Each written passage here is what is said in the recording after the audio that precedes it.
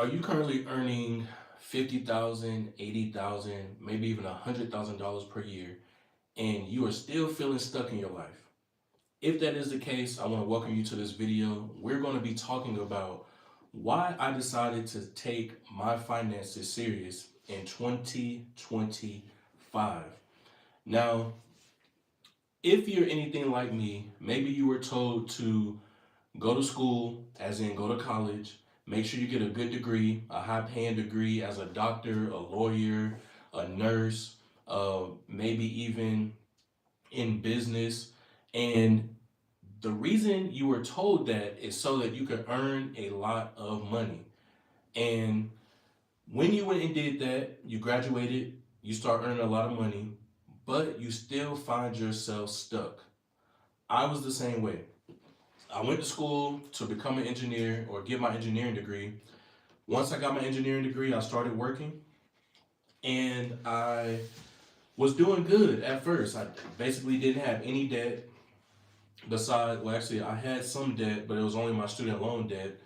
And what I discovered is that was not going to allow for me to have true freedom. And that is what I'm going to be sharing with you tonight is how is it that you can have true freedom? So the first thing is when you have good money, when you're earning good money,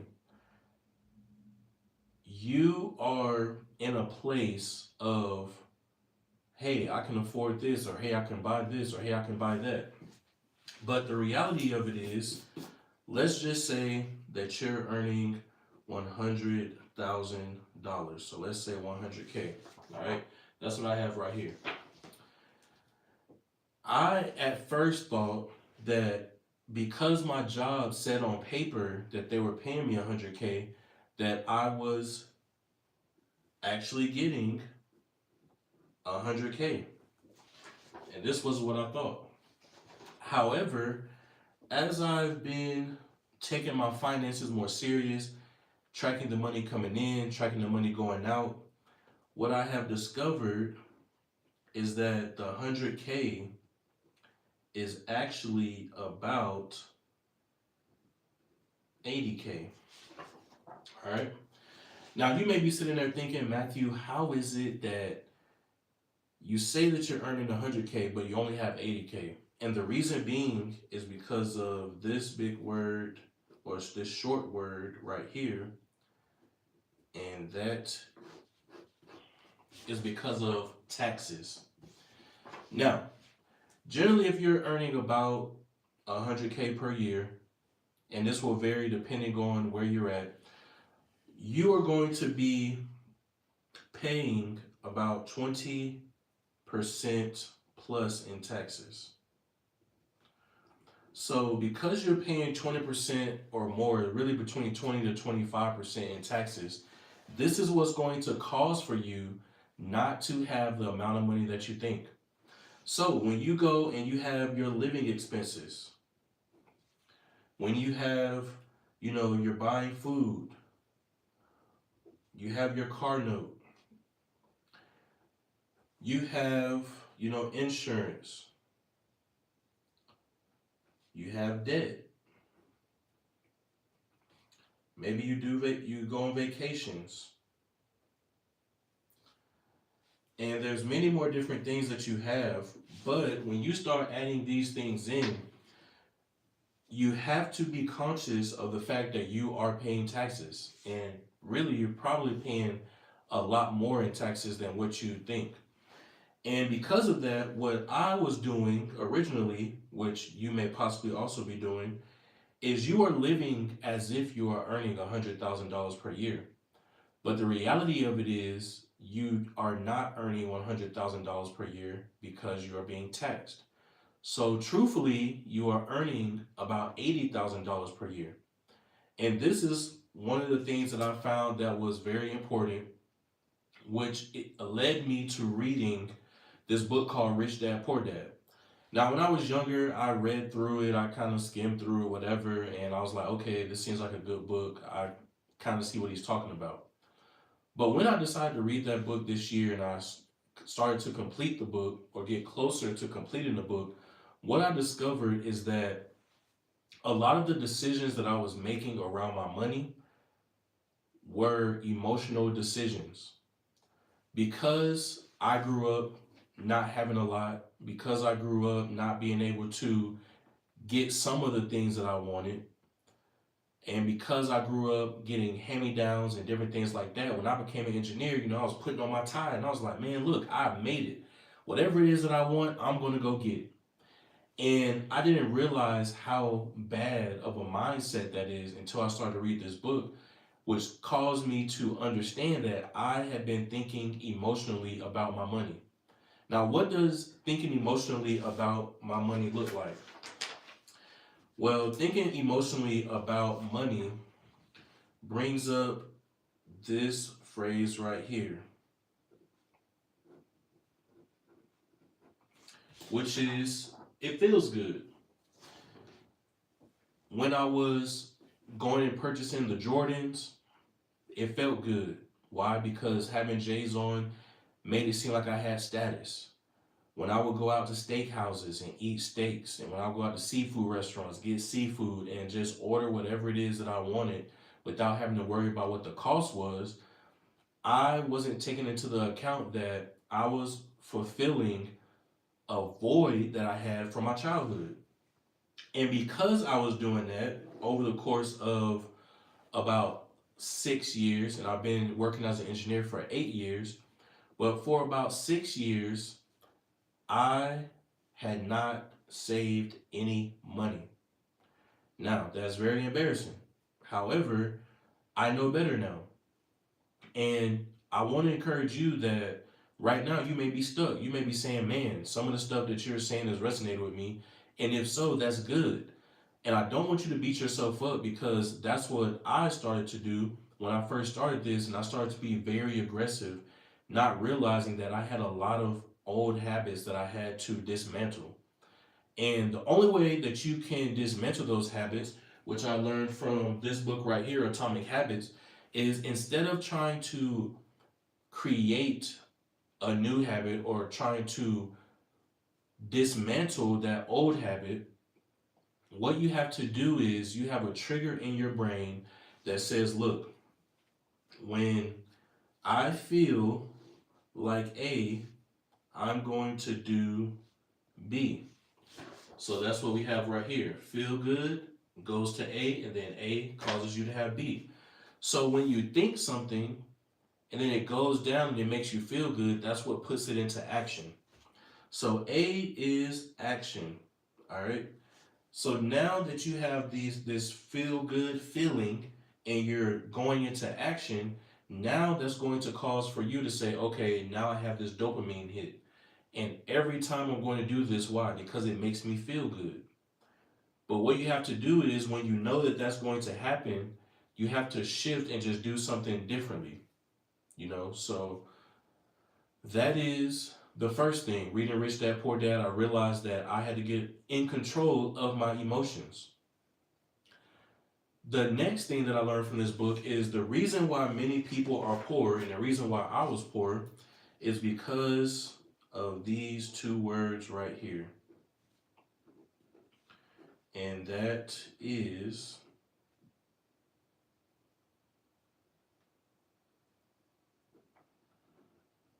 I probably spelled that wrong, but it's okay. Assets versus liabilities. Now, what is an asset? An asset is something that puts money into your pocket.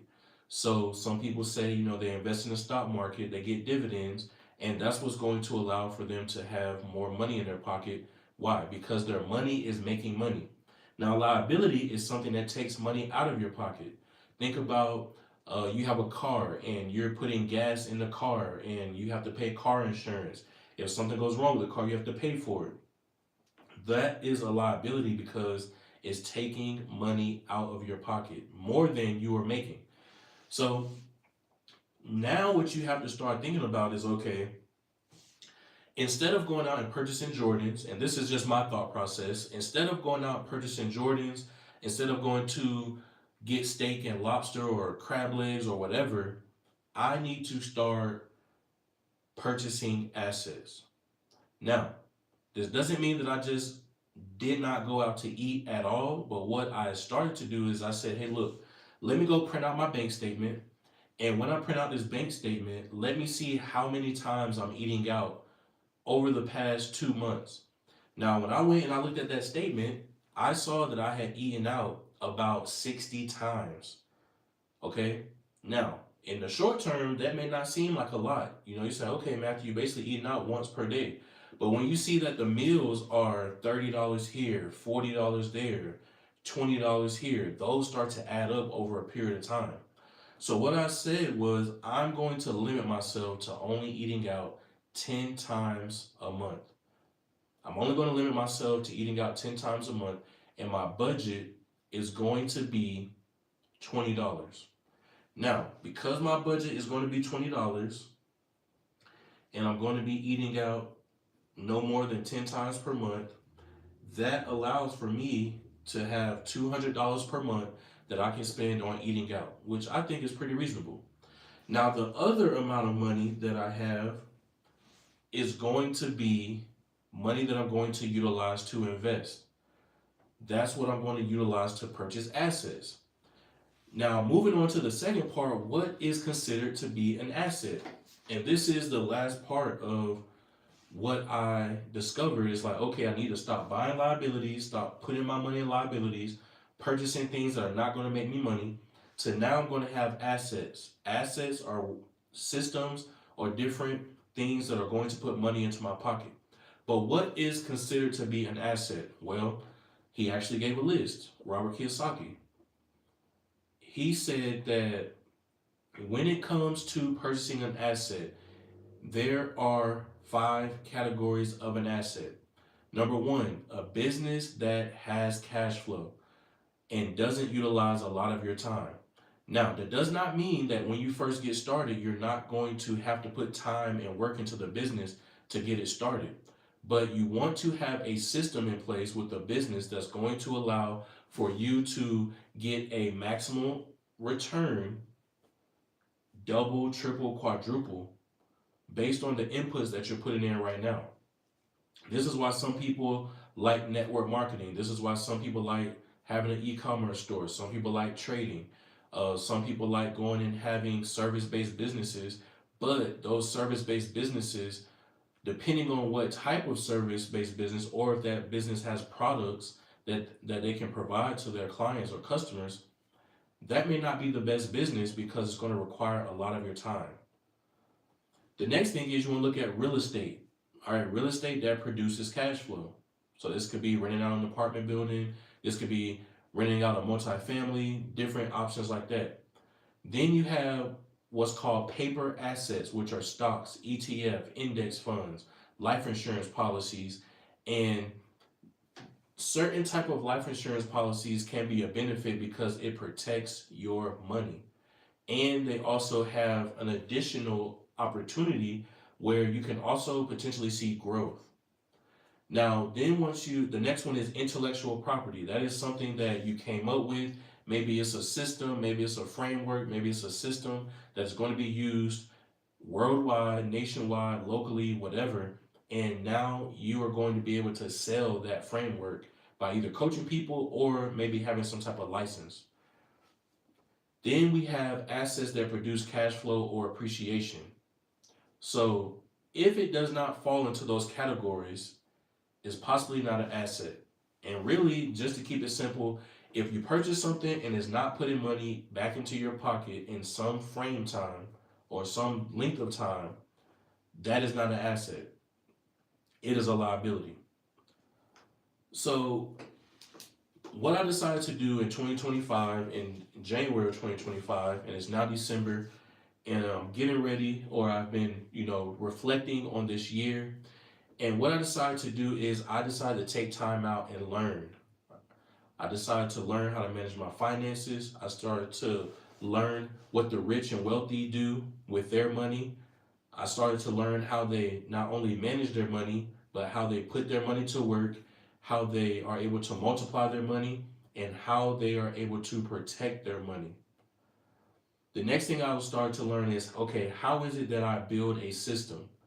And system basically stands for something that saves you time, energy, and money. So I had to start learning what are some systems that are going to help me be able to not utilize a lot of my time, but have a return. And creating these YouTube videos was one of them. Documenting my journey, saying, hey, look, I don't have it all together yet. However, I started this path, and because I started to listen to different people such as Myron Golden, Russell Brunson, Alex Hormozy, um, Brian Tracy, Omar El Takori, all these different types of people, I started to think, or Robert Kiyosaki, all these people, I started to think like, man, I really need to get my finances together. And for me to do that, I have to focus on that. And by focusing on that, I'm taking ownership of what is going on in my life. I'm taking ownership of my finances. I'm not just saying I'm going to try next week, I'm going to try next month, I'm going to try next year. I'm taking accountability now for the part that I played in it. Now, for many people that are watching this video, you may think that it's too late for you, and it's not too late. It's never too late for something that you were never taught. And I used to think that, man, if I knew what I knew now in my 20s, well, look, I'm 30. And I didn't know and I didn't understand those things, and it wasn't explained to me in a way where I would be receptive to it. So, because it wasn't explained to me in a way that I would be receptive to it, and I wasn't grasping the concept, and I was thinking emotionally, now I'm saying, okay, I realize that I'm the common denominator. I realize that I'm the person to blame for not having the financial independence that I would like to have. Why? It's because once you get to a certain age, you can't blame everybody else. You have to take accountability, you have to take responsibility for the part that you played. Now, granted, you may have been programmed, you may have lived in an environment where they didn't really talk about money or they always argued about money. And maybe that is what has caused for you to get to the point of where you are now. But watching this video, you can no longer use that as an excuse. It's going to be hard, it's going to be difficult. However, you can do it. You are built to do difficult things. And if you truly want to have financial independence, and that looks different for everybody, I'm not talking about everyone wants to go and be a millionaire or 100 millionaire or a billionaire. Some people are going to be fine with earning $300,000 per year, and that's going to really truly change.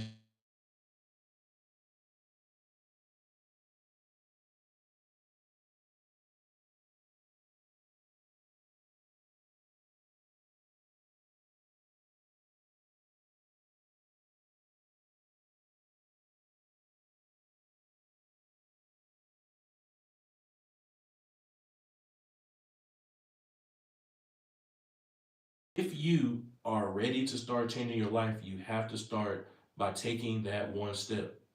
And if you don't take that one step, that is what's going to cause for you to continue to stay in the place where you're at right now.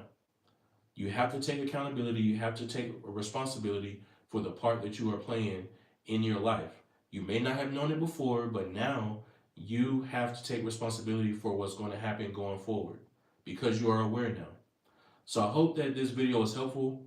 I hope that you were able to grab some nuggets from this and you were able to, say, look, I'm going to take accountability. If you are looking for any type of lessons about finances and different things like that, make sure you hit that subscribe button. I'm going to be posting videos every single week, sharing and documenting my journey. I'm also going to be sharing with you the different things that I'm learning in hopes that it will help you on your journey and basically just make this channel a financial hub. So thanks for tuning in, and I will catch you in the next video.